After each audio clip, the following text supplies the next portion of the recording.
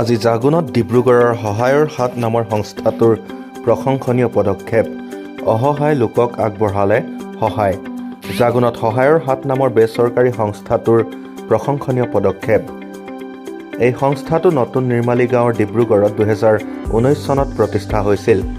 জাগুনৰ লাকলাত উপস্থিত হৈ তেওঁলোকে আজি আৰ্থিকভাৱে দুৰ্বল বা অসহায় লোকসকলৰ মাজত কম্বল বিতৰণ কৰে। লাকলা 40 ঘৰীয়া গাঁৱৰ প্ৰায় 50 গৰাকী লোকক সহায়ৰ হাত সংস্থাটোৱে কম্বল বিতৰণ কৰে। সংস্থাৰ 3 গৰাকী সদস্যক্ৰমে সম্পাদিকা ৰুমি মিলি, কোষাধ্যক্ষ বিনীতা তাঁতী আৰু সদস্যা মলিমা চুংক্ৰাং উপস্থিত হৈ প্ৰায় 50 গৰাকী লোকক কম্বল বিতৰণ কৰে।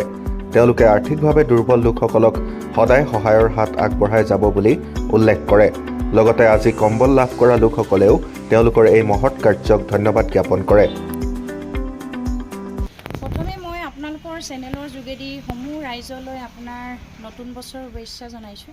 আৰু আমি পলমকৈ হ'লেও মাঘ বিহু আপোনাৰ শুভেচ্ছা আন্তৰিকতা জ্ঞাপন কৰিছোঁ।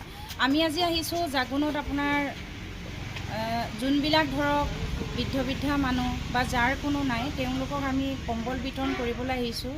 আৰু এইখিনি কৰিবলৈ আমাৰ ৰাইজে যথেষ্ট সহায় কৰিছে। ইয়াৰ পৰা আমি অৰুণাচল ডিষ্ট্ৰিক্ট গৈ আছোঁ। এতিয়া সেইদিনাখন আমি আপোনাৰ মেয় লামা কেম্পত মহিলা সমিতিয়ে আমাক বহুতখিনি সহায় কৰিলে। সেইখিনি কৰিবলৈ তেওঁলোককো আমি আপোনালোকৰ চেনেলৰ যোগেদি আমাৰ ফালৰ পৰা এটা ধন্যবাদ দিছোঁ। পাহাৰপুৰ নামচাই ধৰক চব জেগাতে তেনেকৈ সহায় কৰিছে। আৰু এইখিনি কৰিবলৈ যাতে আমি আমাৰ ফালৰ পৰা এটা অনুৰোধ কৰোঁ, যাতে আমি NGOটো চলাই যাব পাৰোঁ।